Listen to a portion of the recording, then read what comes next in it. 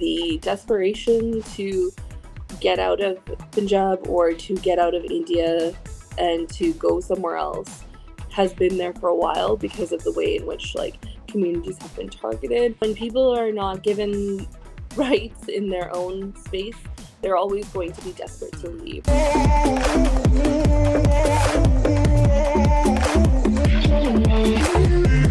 Why is there so much education fraud regarding Punjabi students in Canada? And why is it happening for a long time? As in, I heard some Indian students who have been duped, they are going to get temporary residential permits so that their plight can be addressed properly. Why is it so?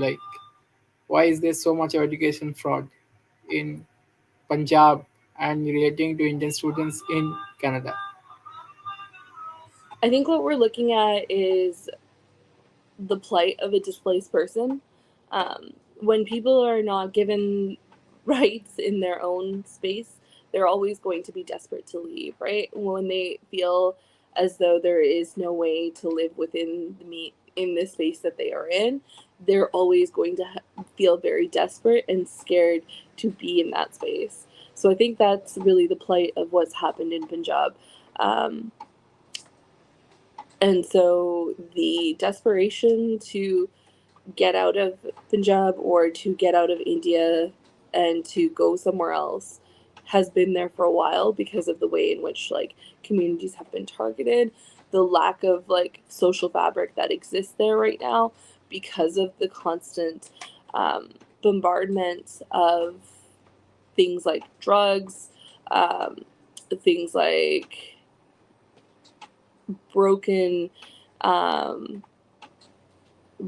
communal kind of spaces, and this again is a drawback that happens because of the way in which inequities flow down into a community. So now why people are coming here is related to these things. We can get into that more if you want to, but the realities of those things are linked again to how India has moved in its post-colonial kind of state. It hasn't. It's continued to be very oppressive, and it's continued to use that oppression onto the people in different states, but in Punjab especially, we have seen these things be deterred that way. Then we look at why there's a problem coming into Canada. Canada is another colonial state.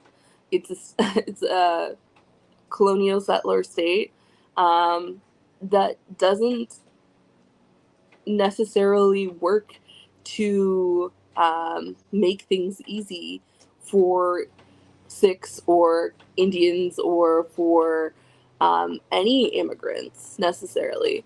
This is a state that's trying to continue to uphold those values that it's been built on stolen land, on the premise of holding up white supremacist values. This is a state that continues to make things difficult for immigrants. So one of the things that they have not regulated well, and they continue to subjugate people to, is the way in which these agencies that will help or take money from the Indian National and try to get them a permit along with entrance into these schools.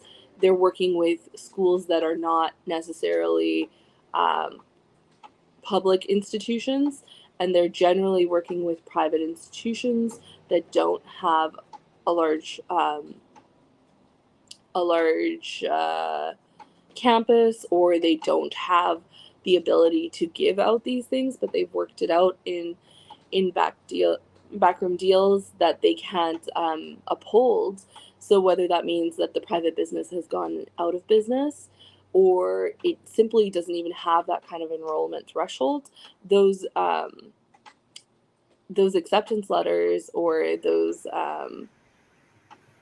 educational institutes cannot fulfill what they have promised to those people.